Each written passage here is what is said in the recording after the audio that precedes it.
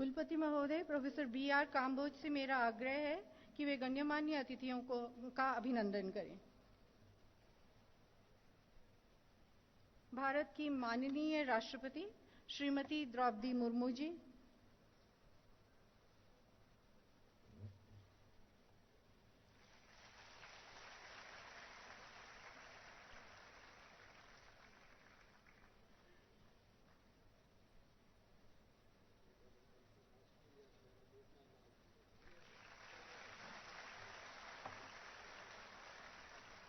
सम्मानित कुलाधिपति और हरियाणा के राज्यपाल श्री बंडारू दत्तात्रेय जी,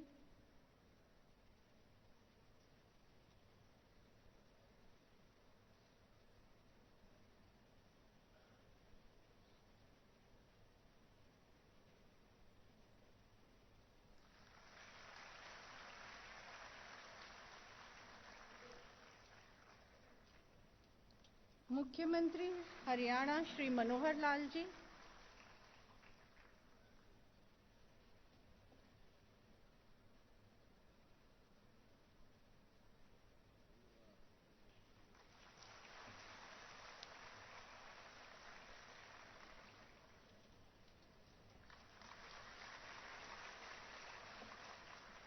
हरियाणा के कृषि एवं किसान कल्याण मंत्री श्री JP दलाल जी,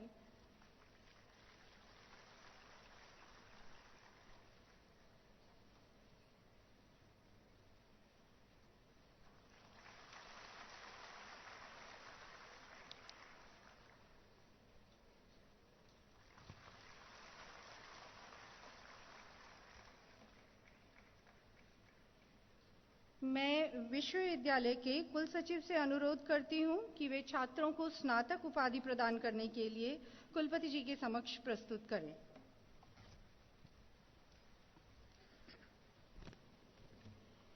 कुलपति महोदय, मैं आपके समक्ष उन छात्रों को प्रस्तुत करता हूं जिन्हें कृषि अभियांत्रिकी, गृह विज्ञान एवं सामुदायिक विज्ञान स्नातक कार्यक्रम में सफलतापूर्वक उपाधि प्राप्त करने के लिए प्रमाणित किया गया।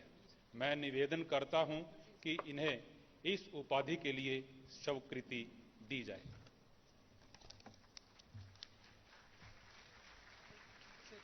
इस विश्वविद्यालय के कुलपति होने के नाते मुझ में निहित प्राधिकारों का प्रयोग करते हुए मैं आपको कृषि अभियांत्रिकी, गृह विज्ञान एवं सामुदायिक विज्ञान की स्नातक की उपाधि प्रदान करता हूं एवं उसके परिणाम स्वरूप यह प्रमाण पत्र प्रदान करता हूं तथा इस उपाधि के चिन्ह स्वरूप यह विशिष्ट परिधान धारण करने का अधिकार देता हूं।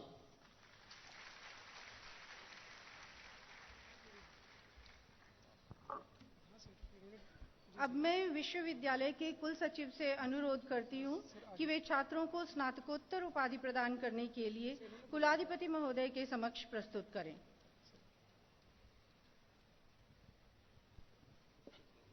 कुलाधिपति महोदय, मैं आपके समक्ष उन छात्रों को प्रस्तुत करता हूं जिन्हें कृषि व्यवसाय प्रबंधन, कृषि अभियांत्रिकी, गृह विज्ञान, मौलिक विज्ञान, मत्स्य विज्ञान, वानिकी एवं ग्रामीण प्रबंधन की स्नातकोत्तर कार्यक्रम में सफलतापूर्वक उपाधि प्राप्त करने के लिए प्रमाणित किया गया है। मैं निवेदन करता हूं कि इन्हें इस उपाधि के लिए स्वीकृति दी जाए।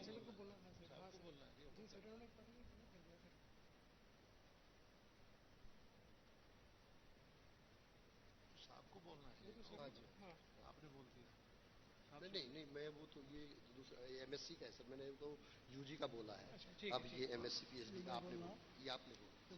हाँ जी।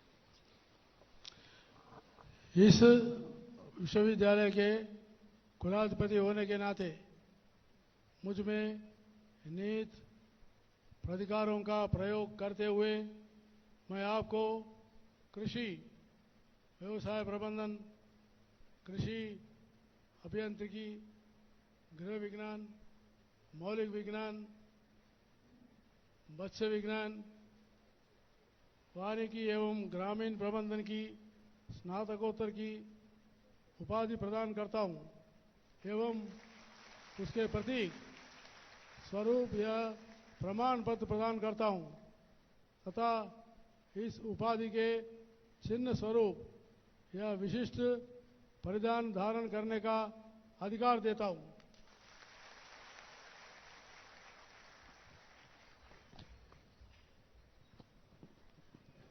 विश्वविद्यालय के कुल सचिव से अब मेरा अनुरोध है कि वे विद्या वाचस्पति की उपाधि एवं सभी उपाधियों के स्वर्ण पदक प्रदान करने के लिए छात्रों को कुलाधिपति महोदय के समक्ष प्रस्तुत करें।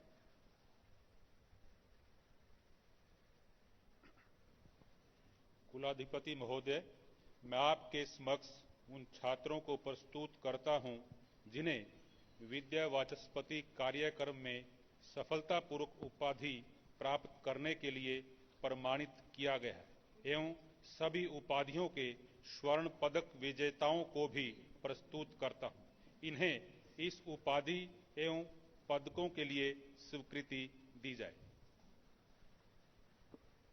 इस विश्वविद्यालय के कुलाधिपति होने के नाते मुझमें नीति प्राधिकारों का प्रयोग करते हुए मैं आपको विद्या वाचस्पति की उपाधि प्रदान करता हूं एवं उसके प्रतीक स्वरूप या प्रमाण पत्र प्रदान करता हूं तथा यह उपाधि के चिन्ह स्वरूप या विशिष्ट परिधान धारण करने का अधिकार देता हूं। मैं विभिन्न कार्यक्रमों में उत्कृष्ट प्रदर्शन के लिए स्वर्ण पदक भी प्रदान करता हूं।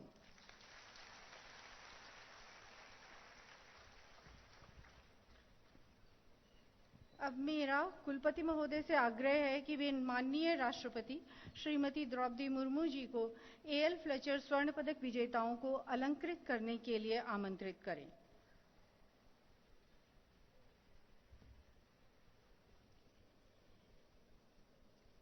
भारत की माननीय राष्ट्रपति महोदय, मैं आपके समक्ष उन स्नातक छात्रों को स्वर्ण पदक के लिए आमंत्रित करता हूं जो एएल फ्लेचर स्वर्ण पदक विजेता हैं।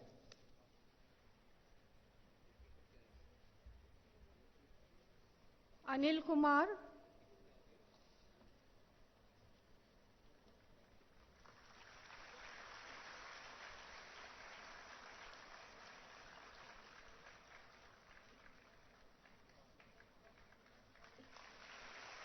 गायत्री,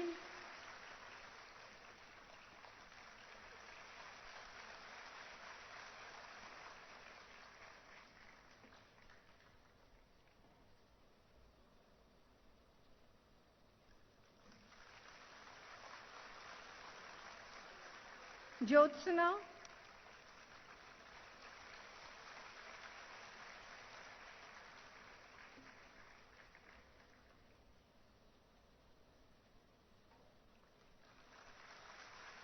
प्रियंका,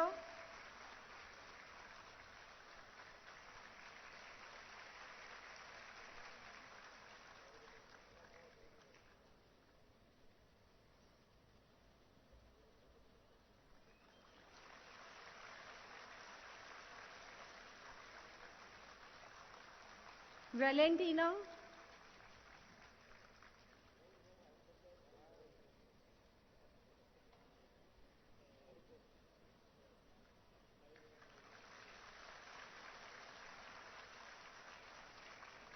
एवं विक्रम।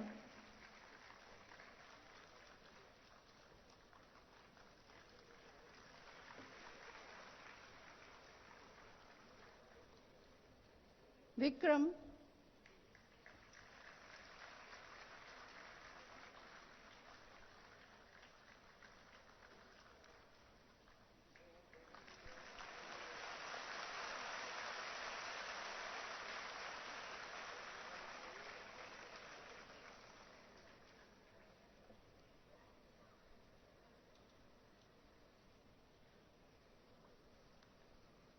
अब हरियाणा के माननीय मुख्यमंत्री महोदय श्री मनोहर लाल जी से मेरा आग्रह है कि वे कृपया सबको संबोधित करें।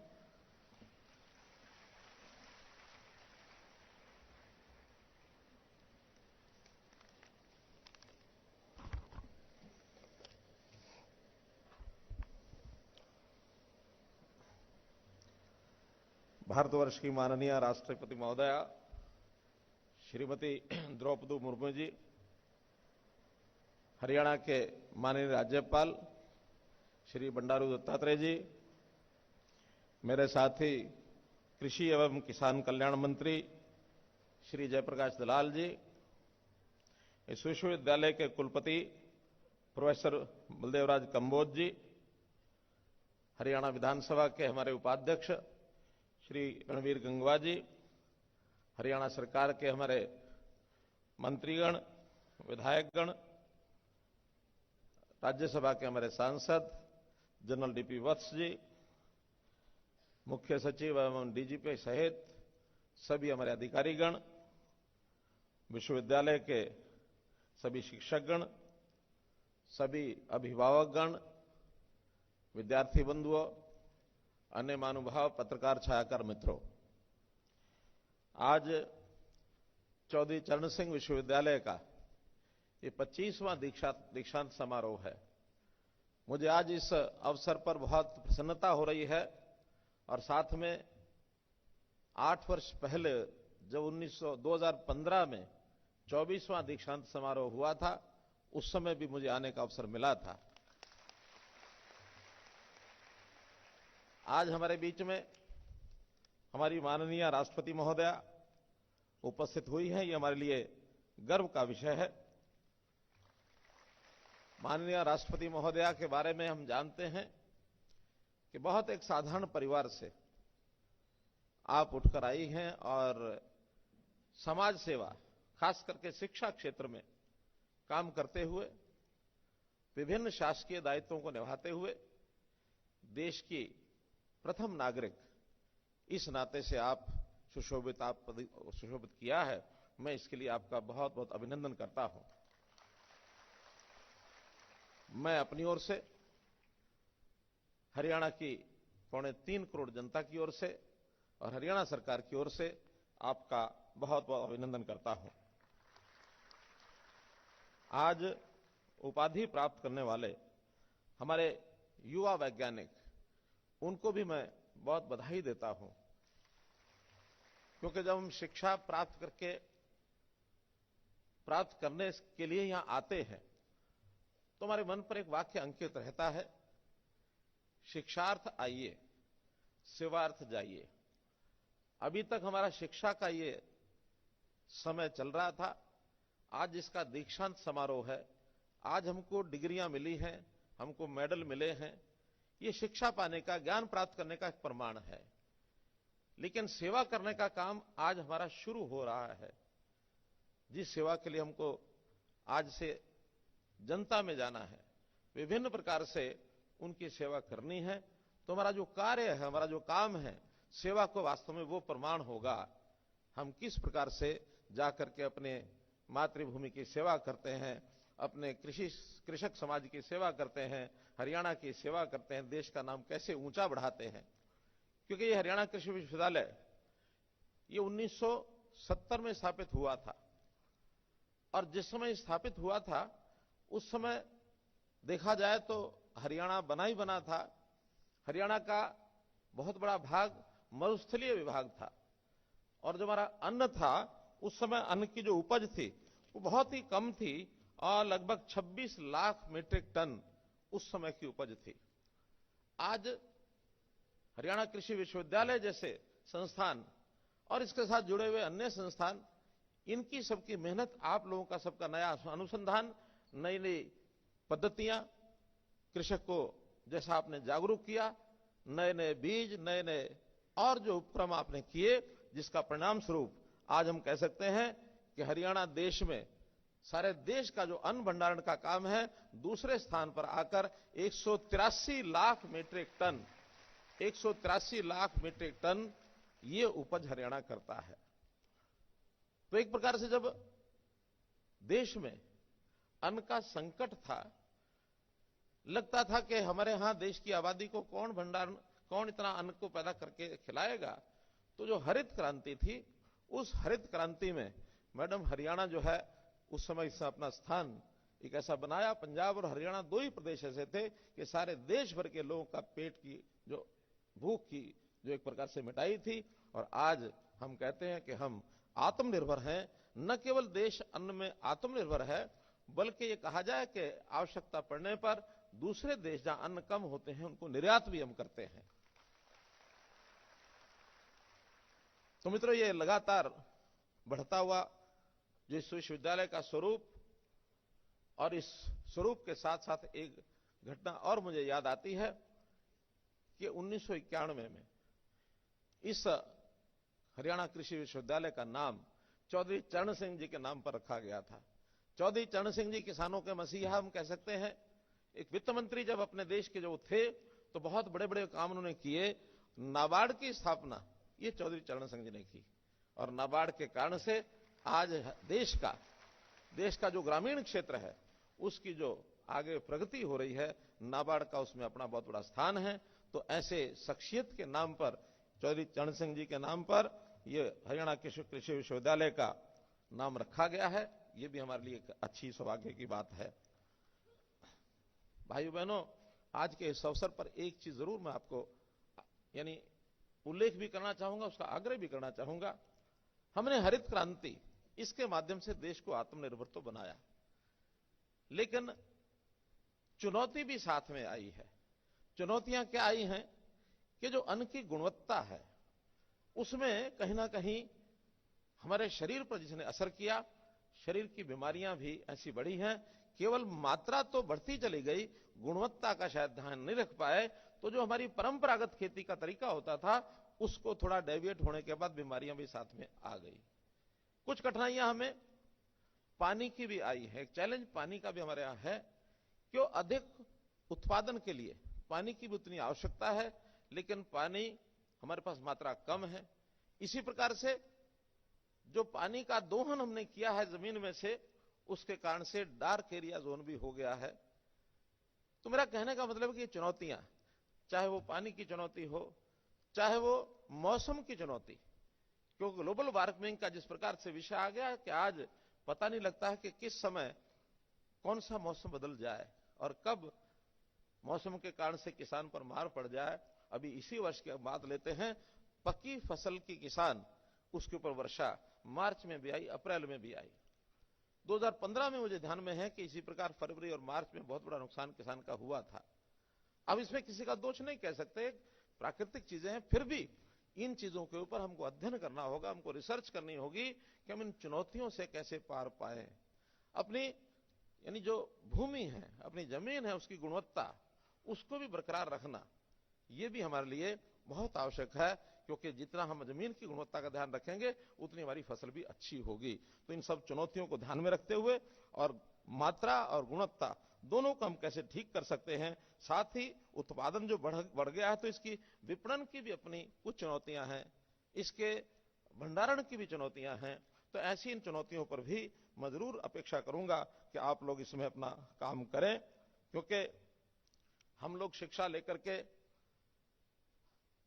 उपाधि लेकर के हम जाएंगे, जब फील्ड में जाएंगे तो एक विषय भारतवर्ष की जो एक विशेषता है, वो विशेषता यह है कि हमारी खेती करने वाला जो किसान है उसकी अपने तरह के अनुभव हैं। अपने तरह के अनुभवों से वो पहले ही इन सब बातों का ध्यान में रखता रहा है कि अगर मौसम खराब होता है तो किस प्रकार की फसल को हमको यानी कैसे उसका बचाव करना चाहिए, अगर पानी कम ज्यादा है उसमें किस प्रकार का करना चाहिए, और मिट्टी की गुणवत्ता क्या है, कौन सी फसल बुआई करनी चाहिए।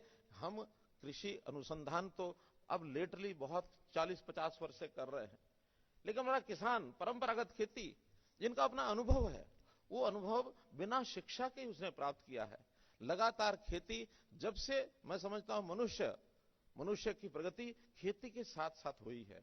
अगर ये खेती ना होती इस प्रकार की तो मनुष्य जीवन वास्तव में तो इस प्रकार से जैसे हम प्रगति कर रहे हैं शायद ही कर पाता। तो हम उस अनुभवी किसान की बात को भी ध्यान रखें, देश के मौसम की बात ध्यान रखें, शरीर की आवश्यकता को भी ध्यान रखें।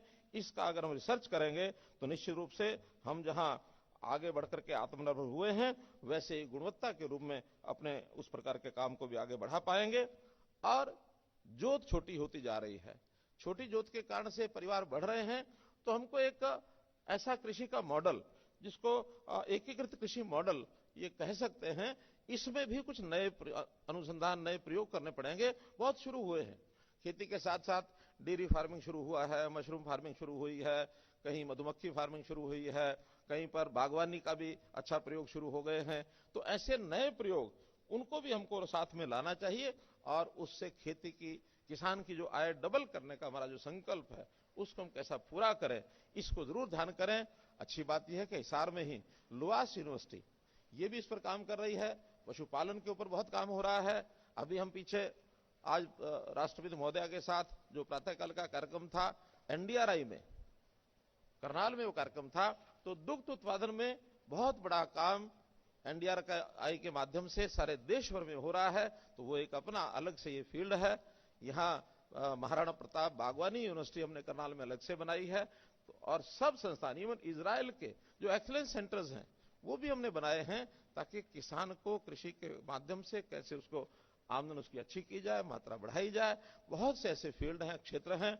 मैं तो चाहूंगा कि इस पर भी ज्यादा ज्यादा अनुसंधान करके हम आगे बढ़ें। माननीय राष्ट्रपति महोदया को मैं इतना ही निवेदन करूंगा कि हरियाणा में मुझे खुशी है इस बात की कि इतना जो कार्यकाल इनका अभी तक हुआ है, तीसरी बार हरियाणा में आज आप आ रही हैं। आपका जो हमको इतना आशीर्वाद मिल रहा है, लगातार इसी प्रकार का आशीर्वाद आपका हमें मिलता रहे। हम अपने प्रदेश की प्रगति करेंगे ही, हम आगे बढ़ेंगे, और आगे बढ़ते हुए देश के अंदर जो हमारा योगदान है, हम पहले से भी प्राप्त कर रहे हैं, लगातार इसमें बढ़ेंगे। अभी एक नारा बोला जा रहा था, हमारे कुल सचिव जी ने जो नारा बोला, कुलपति जी ने, कि जय जवान, जय किसान, जय अनुसंधान, जय विज्ञान, जय अनुसंधान। मैंने कहा यहाँ जय पहलवान ये भी जोड़ा करो। बहुत बहुत धन्यवाद, बहुत बहुत आभार।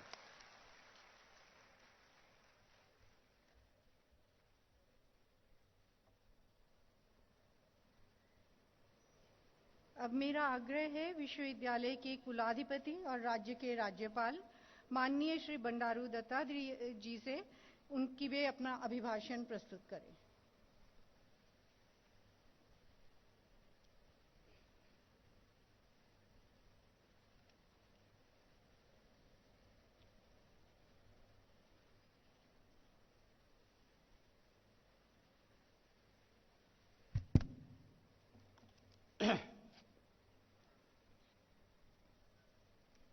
माननीय राष्ट्रपति श्रीमती द्रौपदी मुर्मू जी,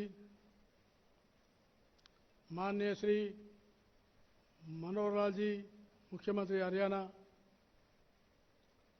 जयप्रकाश दलाल जी कृषि मंत्री, अभी उपस्थित मंत्रीगण, अधिकारीगण, सारे विद्यार्थी और मीडिया के बंधु, आज मुझे बहुत ही प्रसन्नता हो रही है।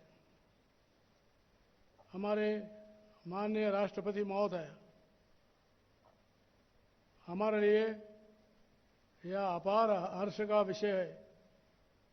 हमारे अनुरोध पर आपने थोड़े ही समय में अपने अत्यंत व्यवस्थित कार्यक्रम के बावजूद हमारा निमंत्रण स्वीकार कर हम सभी को गौरवान्वित किया है। आप तप, त्याग, निष्ठा, कर्म और निष्काम सेवा की साक्षात मूर्ति है। जीवन में अनेक उतार चढ़ाव के चलते आपने कभी भी जीवन मूल्यों से समझौता न करके सदैव गरीब जनजाति समाज की भलाई के लिए आगे बढ़कर काम किया है। इसके लिए देश बहुत गर्व महसूस करती है। मैं एक बार पुनः माननीय राष्ट्रपति महोदय का हरियाणा की पावन धरा पर पधारने के लिए पूरे प्रदेशवासियों की तरफ से सहृदयपूर्वक धन्यवाद देता हूं।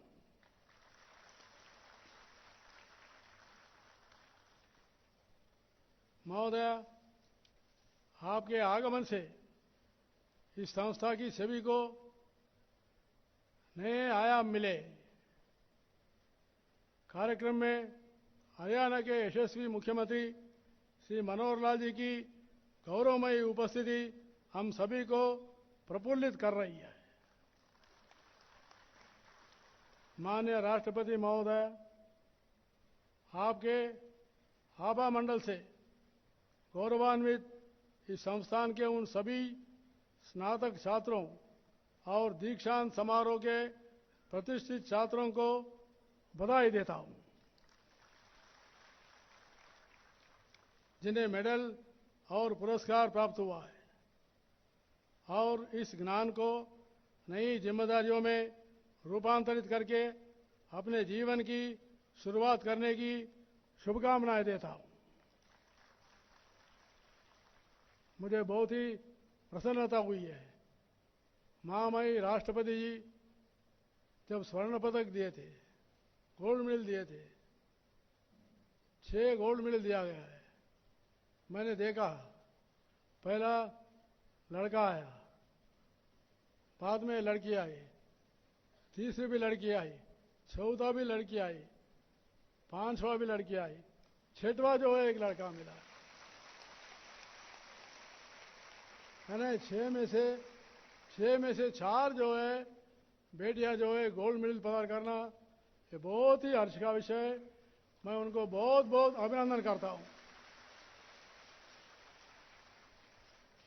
हमारे महिला हर क्षेत्र में आगे बढ़ रहे हैं, हर क्षेत्र में आगे बढ़ रहे हैं, तो इसलिए हमको बहुत गौरवान्वित होता है। मैं इस गौरवमयी संस्था के सांख्य सदस्य को भी उनके बहुमूल्य योगदान के लिए धन्यवाद देना चाहता हूं। विशेष करके हमारे वाइस चांसलर श्री कंबोज जी को बहुत बहुत बधाई देना चाहता हूं। उन्होंने काफ़ी नए इनिशिएटिव लेकर नए नए तकनीकों के साथ इस विश्वविद्यालय को आगे बढ़ाने में काफ़ी काम कर रहे, यशस्वी काम कर रहे। उनको, उनके सारे टीम को, इस 25वीं वर्ष दीक्षांत समारोह को मैं धन्यवाद देना चाहता हूं।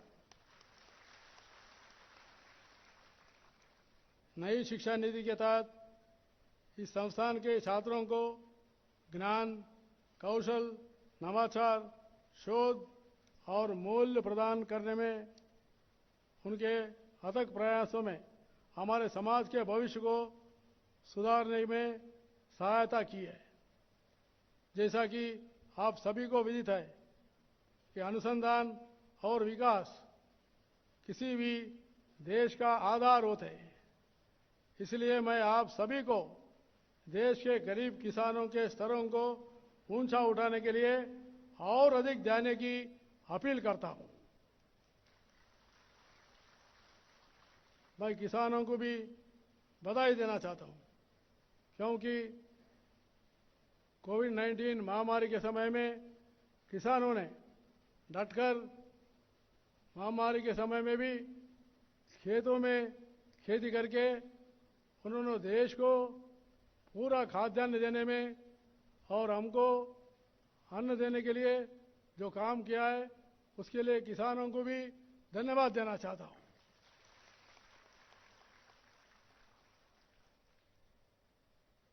हमें नवाचार को प्रोत्साहित करके उत्पादन बढ़ाने के लिए तकनीकी और क्षमताओं के साथ कार्य करना चाहिए।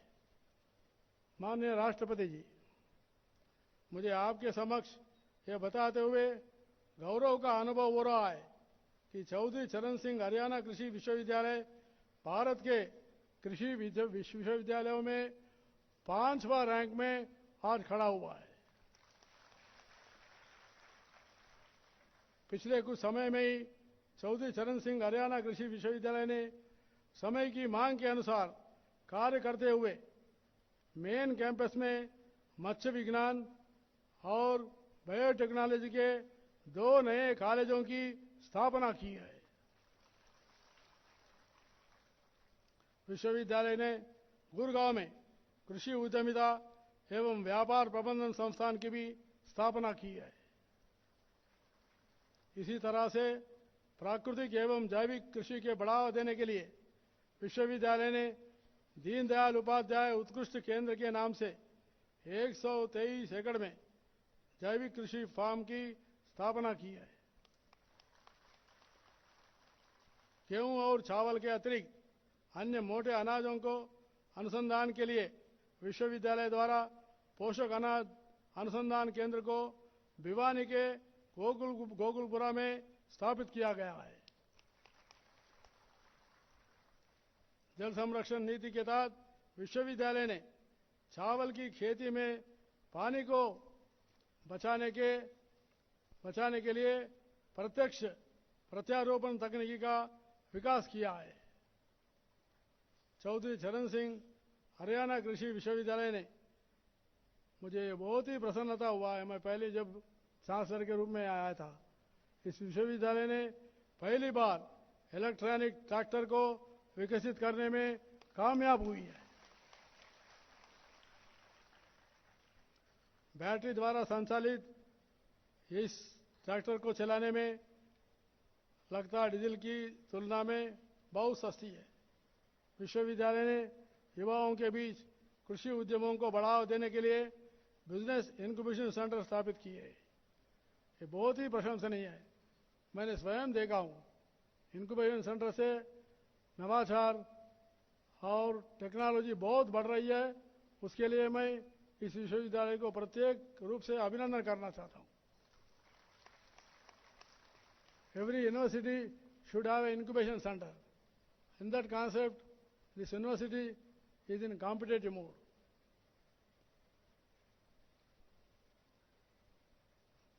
जिसके तहत 900 से अधिक स्टार्टअप शुरू हुए।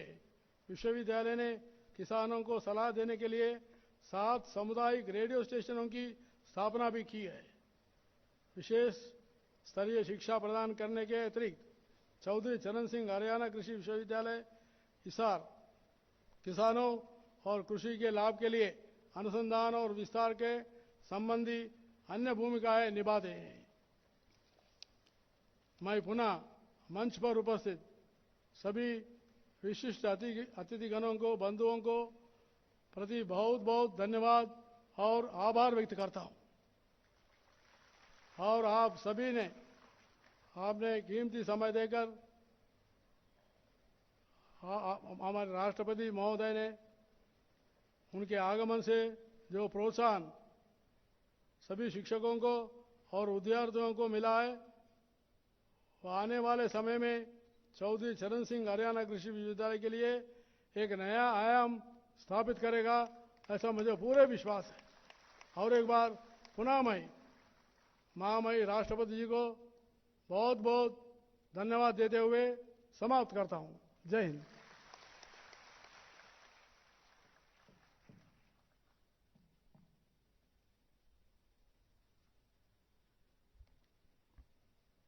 अब मैं कुलपति महोदय प्रोफेसर B.R. काम्बोज जी से आग्रह करती हूं कि वे माननीय राष्ट्रपति श्रीमती द्रौपदी मुर्मू जी को संबोधन के लिए आमंत्रित करें। मैं भारत की माननीय राष्ट्रपति महोदय को आशीर्वचन एवं अभिभाषण के लिए आमंत्रित करता हूं।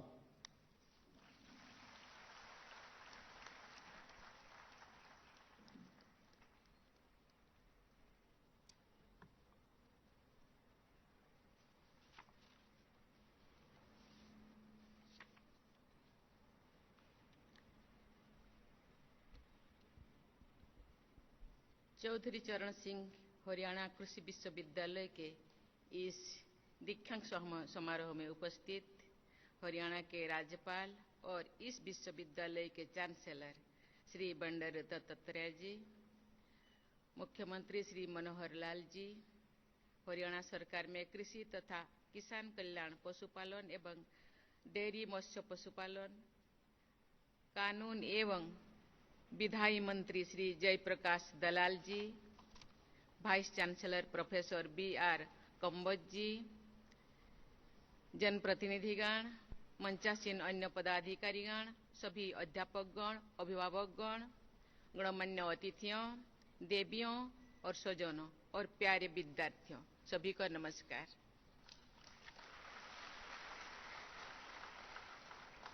आज इस विश्वविद्यालय के 25वें दीक्षांत समारोह के अवसर पर आपको संबोधित करते हुए मुझे हार्दिक प्रसन्नता हो रही है।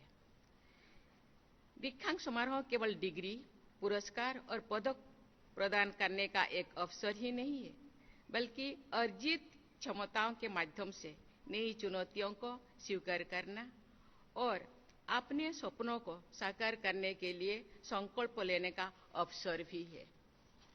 आज उपाधि प्राप्त करने वाले सभी विद्यार्थियों को मैं हार्दिक बधाई देती हूं और आपके सुखद भविष्य की कामना करती हूं। मुझे ये जानकर अत्यंत प्रसन्नता हो रही है कि आज जिन विद्यार्थियों ने डिग्री और मेडल प्राप्त किए हैं, उनमें से आधे से अधिक बेटियां हैं। और ये नहीं, गोल्ड मेडल प्राप्त करने वाले विद्यार्थियों में भी 70% से अधिक छात्राएं हैं। ये बहुत ही संतोष का विषय है कि हमारी बेटियां कृषि और संबंध विज्ञान सहित अनेक क्षेत्रों में आगे बढ़ रही हैं। प्यारे विद्यार्थियों, आज का दिन आपके शैक्षिक जीवन का एक महत्वपूर्ण क्षण है, लेकिन आज आपकी शिक्षा संपूर्ण नहीं हुई है, केवल इसका एक हिस्सा पूर्ण हुआ है।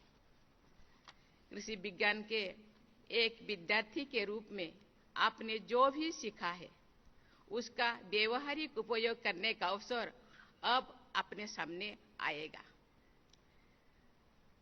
अब आप अन्नदाता किसान भाई बहनों के साथ मिलकर कृषि के विकास में अपना योगदान देंगे।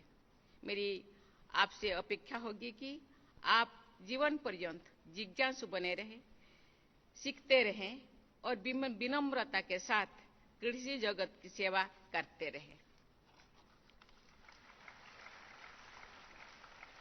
कृषि के क्षेत्र में कैरियर बनाने का आपका निर्णय आपके लिए दूसरों की मदद करने की अपार संभावना के द्वारा ये द्वार खोल देता है। ये आप पर निर्भर है कि आप इन अवसरों को अधिकतम लाभ कैसे उठाएंगे। आपको अपने ज्ञान और क्षमताओं के विस्तार के लिए दुनिया भर के नवीनतम नवाचारों से अवगत रहना होगा। आपका ये प्रयास देश को वैभवशाली राष्ट्र बनाने में सार्थक होगा। प्यारे विद्यार्थियों, बड़ी जनसंख्या के बावजूद आज भारत खाद्यान्न संकटग्रस्त देश से खाद्यान्न निर्यात देश बन गया है। इसमें हमारे नीति निर्माताओं, कृषि वैज्ञानिकों और किसान भाइयों बहनों को उनका महत्वपूर्ण योगदान है। उनको मैं बहुत बहुत धन्यवाद देना चाहती हूँ। लेकिन आज कृषि के समक्ष बढ़ती जनसंख्या, संकुचित कृषि भूमि, गिरते भूजल स्तर, मिट्टी की घटती उर्वरता, जलवायु परिवर्तन जैसी अनेक चिंता उपस्थित है, जिनका समाधान खोजना आप जैसे कृषि पेशेवरों का दायित्व है। आपको ऐसे प्रयास करने होंगे जिससे हमारी विशाल जनसंख्या को पर्यावरण और जैव विविधता को कम से कम नुकसान पहुंचाते हुए पोषण युक्त भोजन उपलब्ध कराया जा सके। आपके समक्ष ये एक चुनौती भी है और अवसर भी है। मुझे पूरा विश्वास है कि आप अपनी शिक्षा के बल पर इस चुनौती को अवसर में बदल देंगे। देवियों और स्वजनों, प्राचीन काल से ही खेती को एक प्रतिष्ठित पेशा माना गया है। लोकोक्ति में भी कृषि कार्य को उत्तम स्थान प्राप्त किया है। खेती की हजारों वर्ष की परंपरा हमारे सामाजिक जीवन की अमूर्त धरोहर है, जो एक पीढ़ी से दूसरी पीढ़ी में स्थानांतरित होती रहती है। ये वजह है कि हमारे किसान अपने अनूठे प्रयासों से अर्थशास्त्रियों और वैज्ञानिकों को भी चौंकाते रहते हैं।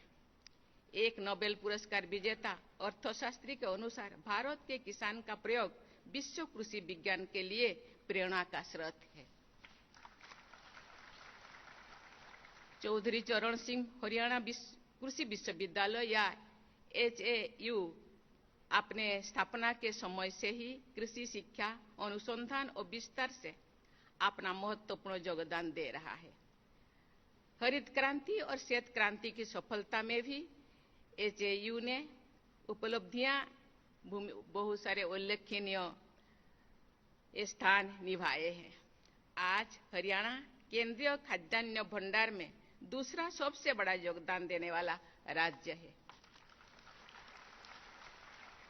इस उल्लेखनीय उपलब्धि का श्रेय केंद्र और राज्य सरकार की किसान हितैषी नीतियां, एचएयू की तकनीकी पहल और सबसे बढ़कर यहाँ के किसान भाई बहनों की नवीनतम कृषि तकनीकों का अपनाने की इच्छा शक्ति को जाता है। मुझे पूरा विश्वास है कि यहाँ के मेहनती निवासियों की कुशाग्रता और सामर्थ्य के बल पर हरियाणा का भविष्य और भी उज्जवल होगा। मुझे ये जानकर खुशी हो रही है कि हरियाणा एग्रीकल्चर यूनिवर्सिटी ने अब तक फसलों की कई किस्मों का विकास किया है। यहाँ पर विभिन्न प्रकार की फसलों के लिए प्रतिवर्ष लगभग 18,000 क्विंटल उच्च गुणवत्ता वाले बीजों का उत्पादन होता है। ये बीज देश भर के किसानों को उच्च उपज वाली किस्मों की बुवाई में सहायता कर रहे हैं।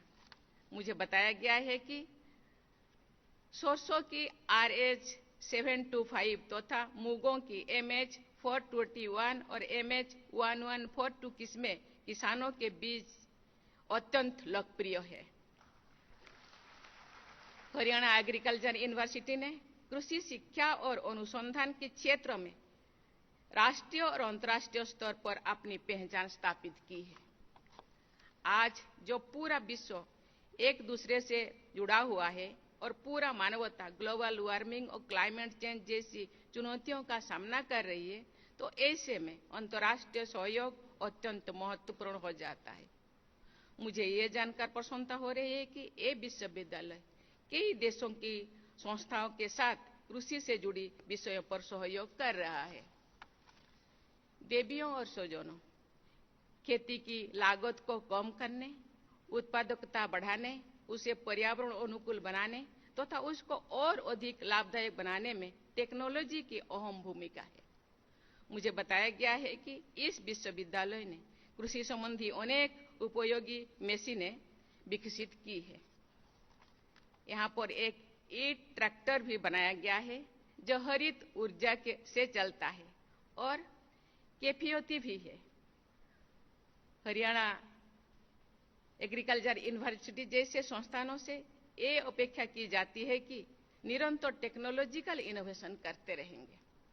किसी भी विश्वविद्यालय की शिक्षा के प्रसार के साथ साथ समाज के कमजोर और वंचित वर्गों के प्रति जिम्मेदारी भी होती है। मुझे खुशी है कि इस विश्वविद्यालय ने ग्रामीण महिलाओं में एनीमिया की समस्या को दूर करने के उद्देश्य से वर्ष 2018 में आयरन और जिंक से भरपूर विश्व का पहला बायो फर्टिलाइजर बाजरा हाइब्रिड HHB 299 विकसित किया है। देवियों और स्वजनों, पानी कृषि का एक अहम घटक है जो सीमित मात्रा में उपलब्ध है। इसलिए ये अत्यंत आवश्यक है कि जल का मितव्ययता के साथ साथ उपयोग कैसे किया जाए। उन स्थानों पर जहां पानी की कमी है, वहां ऐसी फसलों का चयन किया जाए जिसमें पानी की खपत कम हो। सिंचाई में तकनीक का अधिकतम प्रयोग होना चाहिए जिससे जल संस्थान का दोहन न्यूनतम हो सके। ऐसी टेक्नोलॉजी के विकास और प्रचार प्रसार से हरियाणा एग्रीकल्चर यूनिवर्सिटी जैसे संस्थानों की भूमिका महत्वपूर्ण है। आप सभी जानते हैं कि पराली जलाने से प्रतिवर्ष पंजाब, हरियाणा और दिल्ली क्षेत्र में वायु प्रदूषण की समस्या उत्पन्न होती है। हमें प्रदूषण की समस्या का समाधान न सिर्फ अपने स्वास्थ्य के लिए बल्कि आने वाली पीढ़ी के सुरक्षित भविष्य के लिए भी ढूंढना चाहिए। इसके लिए हम सभी को एकजुट होकर प्रयास करना होगा। मुझे ये जानकर प्रसन्नता हुई है कि हरियाणा एग्रीकल्चर यूनिवर्सिटी पराली जलाने के विकल्प के उपयोग को बढ़ावा दे रहे हैं। मुझे विश्वास है कि आपका ये प्रयास न सिर्फ पर्यावरण के संरक्षण में योगदान देगा बल्कि कृषि उत्पादों को भी बढ़ाएगा। कृषि एक व्यापक क्षेत्र है। अनाज, फल, फूल और दुग्ध उत्पादन तथा पशुपालन और मत्स्य पालन के अलावा कई और उद्योग हैं जिनका कृषि से सीधा संबंध है। मेरा मानना है कि किसी भी विश्वविद्यालय को एक ऐसे प्रयोगशाला के रूप में कार्य करना चाहिए जहां से ज्ञान और वैभव हर तरफ फैले और पूरा समाज लाभान्वित हो। ये प्रसन्नता की बात है कि एचएयू के क्षेत्रीय अनुसंधान केंद्र और कृषि विज्ञान केंद्र फसल उत्पादन तकनीकी के प्रचार प्रसार के लिए किसानों के साथ मिलकर प्रयास कर रहे हैं। सामुदायिक रेडियो और कृषि मेलों के द्वारा भी कृषि के विभिन्न पहलुओं पर जागरूकता फैलाई जा रही है। इन प्रयासों को और गति देने की आवश्यकता है जिससे देश की जनता, विशेषकर हरियाणावासी, अधिक से अधिक लाभान्वित हो सके। प्यारे विद्यार्थियों, भारत का स्टार्टअप हब भारत के स्टार्टअप हब है। ये पूरा दुनिया में एक ऐसे स्टार्टअप के रूप में उभरता है जो दुनिया आज भारत को देख रहे हैं। दुनिया का तीसरा सबसे बड़ा स्टार्टअप इकोसिस्टम आज भारत में है। हमारा कृषि क्षेत्र अनेक उद्योगों को कच्चे माल की आपूर्ति करता है। ऐसे में कृषि और इससे जुड़ी कई क्षेत्रों में स्टार्टअप की प्रचुर संभावनाएं हैं। इसलिए आप जैसे युवाओं को आगे आना चाहिए और जॉब शिकार के बदले जॉब प्रोवाइडर बनना चाहिए। एक खुशी की बात है कि आपके विश्वविद्यालय ने इनोवेशन, टेक्नोलॉजी अपग्रेडेशन और स्किल डेवलपमेंट के माध्यम से एंटरप्रेन्योरशिप को बढ़ावा देने के लिए इंक्यूबेशन सेंटर की स्थापना की है। मुझे आशा है कि आप इस सकारात्मक वातावरण का लाभ उठाते हुए देश के विकास में अपना योगदान देंगे। आज हरियाणा के राज्यपाल, हरियाणा के आदरणीय मुख्यमंत्री, हरियाणा राज्य खूब ही कम समय में 3 बार आई, इसी के बारे में वो बात कर रहे थे। आप जानते हैं, मैं एक किसान की बेटी हूं।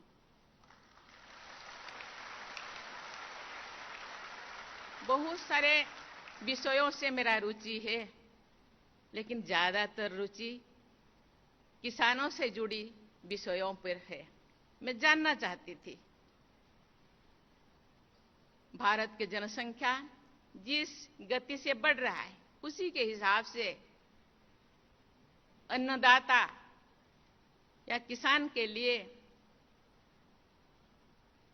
कृषि विश्वविद्यालय के छात्राएं क्या क्या व्यवस्था कर रहे हैं। आज जलवायु परिवर्तन, जनसंख्या का विस्फोरण जैसे समस्या को सामने रखते हुए कृषि क्षेत्रों को कैसे बढ़ावा दिया जाए, इसके बारे में जानना चाहती थी। मैं खुद सीखना चाहती थी। मुझे खुशी है कि एक कृषि विश्वविद्यालय किसानों के लिए, केवल हरियाणा के लिए नहीं, पूरा भारत और पूरा विश्व के लिए वो सोच रहा है। बच्चे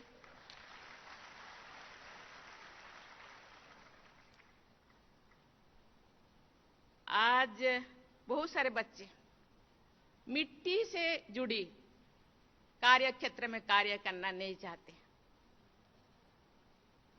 लेकिन मैं देख रही हूं यहां लड़की हो या लड़का, किसानों से जुड़ी हर चीज को जानना चाहते हैं, सीखना चाहते हैं और किसानों के समस्या को समाधान करने के लिए आगे बढ़ रहे हैं। इसीलिए मैं आप लोगों को बहुत बहुत धन्यवाद देना चाहती हूं। परिस्थिति जैसे भी आए, किसान को तैयार करने के लिए, भारत की मिट्टी को प्रस्तुत करने के लिए और अच्छा उपज के लिए क्लाइमेट चेंज तो है ही, प्रकृति के साथ हम लड़ते लड़ते मुझे लगता है भारत के किसानों को, भारत के जनता की समस्या को समाधान खाद्यान्न देने में मुझे लगता है कोई भी समस्या नहीं आएगा। इसीलिए विश्वविद्यालय तैयार है। मैं इसीलिए विश्वविद्यालय के कुलपति, यहाँ के अध्यापकों, यहाँ के वैज्ञानिकों को बहुत बहुत धन्यवाद देना चाहती हूँ। अंत में मैं एक बार फिर डिग्री और पदक प्राप्त करने वाले विद्यार्थियों को बधाई देती हूँ और आपके उज्जवल भविष्य की कामना करती हूँ। मैं आशा करती हूँ कि आप सब अपने दृढ़ संकल्प, समर्पण और ईमानदार प्रयासों से राष्ट्र निर्माण में अपना अमूल्य योगदान देंगे। थैंक यू, धन्यवाद। जय हिंद, जय भारत, जय किसान।